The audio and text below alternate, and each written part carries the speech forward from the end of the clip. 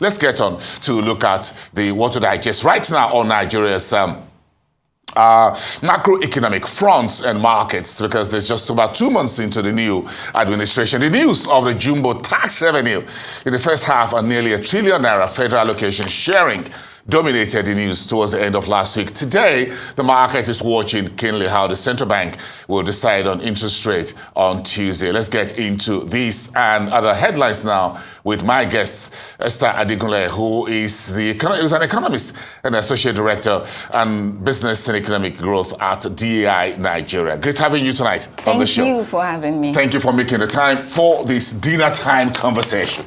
Early dinner, 7 o'clock, a very crunching rate decision. Let's start from what happens tomorrow. Do you know what tomorrow holds? I wish I know. I know, right? We wish we all know, because all eyes are looking and are watching, right?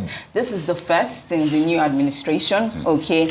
And I mean, we've basically seen, if we just look back, we've basically seen the rates being hiked since like May last year, okay? And it has reached... Done about 700 basis points. Yes, I mean, and that hasn't happened I don't know. I mean, that hasn't happened in Nigeria. In recent history. Yes. So, I mean, so everybody is watching to see, and it will be interesting to see. I mean, if I want to forecast, it's a difficult one to forecast, right? But let's look at what we've seen, right? Just last week, the CRR was actually reduced, especially for the merchant banks, right? So it was reduced from a 32.5% down to 10%, effective from August, right? The first, next month. Which will be post-MPC, yes, this MPC. Yes. Is that an indication? We never know. We're going to see. I actually just think that two options, right? I think the MPC might decide to hold rates and just observe, okay, because there have been lots of changes, right? A raft of monetary policy decisions. This period, right, from the Forex. Yes. I mean, Forex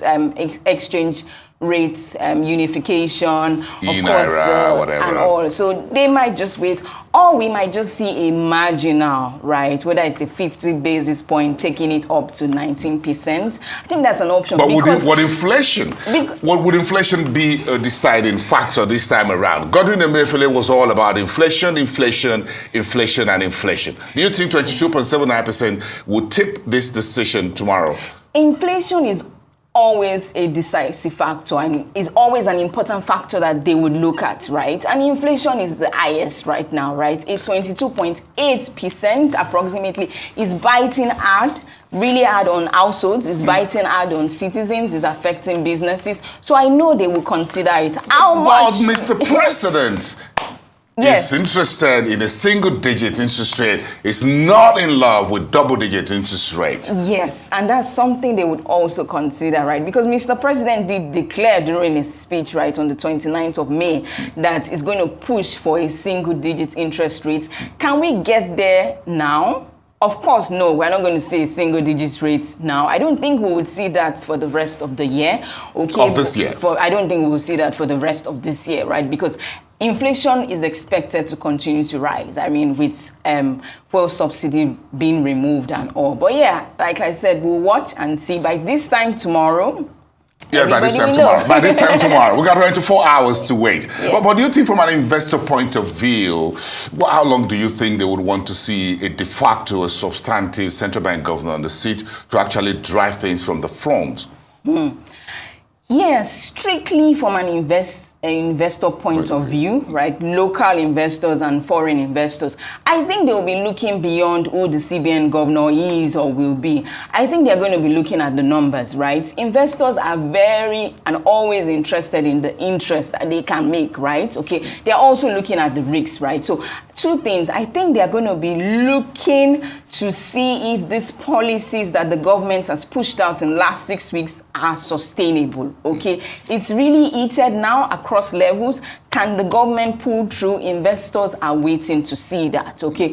Hopefully, I think they can, okay? So let's see. That's the first thing. I also think they will be looking at the risk-free rates, right? In terms of the bonds and the treasury bills, they've remained low for a while now. So they will be waiting to see if there will be like not a total convergence, but they will be hoping to see if that difference between the treasury bills and the bonds and versus the MPR and the inflation is reduced. Yeah. But it's going to be a tough one, isn't it? It's not going to be a walk in the park. No, it's this. I don't think anybody's expecting it to be a walk in the park, to be honest.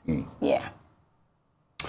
Okay, so there's so much money right now, and FARC is there to be shared, and so all of that. But let's start with the FARC. What are the implications of these nearly 1 trillion naira FARC sharing?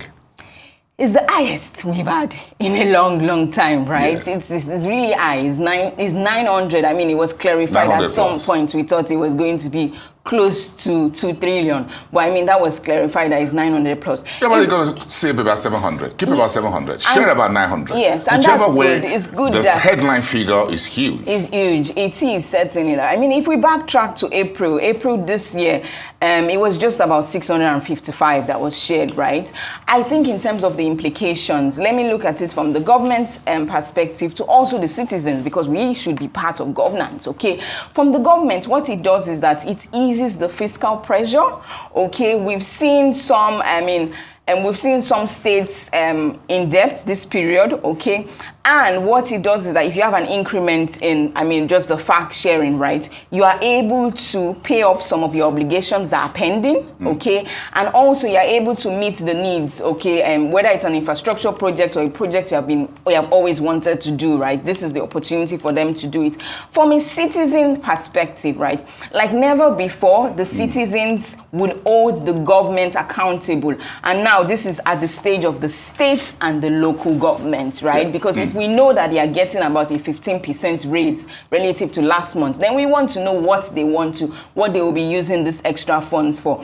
And the interesting thing is that it opens an opportunity for the government at the state and the local level to build trust. Okay, there's currently a trust deficit, but with extra funds... But you think it's also with the FIRS so much making revenue, you think we're in money?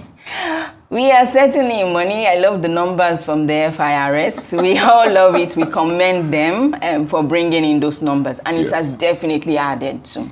Yeah. Add some fillip to things. But again, we've got a whole lot to talk about in the days ahead. Maybe one day the monetary policy we'll look at it again and bring you back in here to do a post-MPC. Always happy to. Look at the numbers. And of course, everyone will want to wait to hear from the acting central bank governor what he has to say beyond the numbers. And I'm sure you'll be interested in it because, again, if there's any signaling, as it were, beyond just whatever they decide on interest rate, we want to hear him speak. Yes. We haven't heard him speak. We haven't heard this particular, governor speak. We haven't. But yeah, we would hear him speak. We'll like to hear from him. We definitely need to. Tomorrow. Let's hear from him tomorrow. Yeah. Thank you so much. Have a great evening. Thank you so much for having me. You coming here. Thank you, madam. Thank you. That's Esther Adegunle, Associate Director, Business and Economic Growth at DAI Nigeria.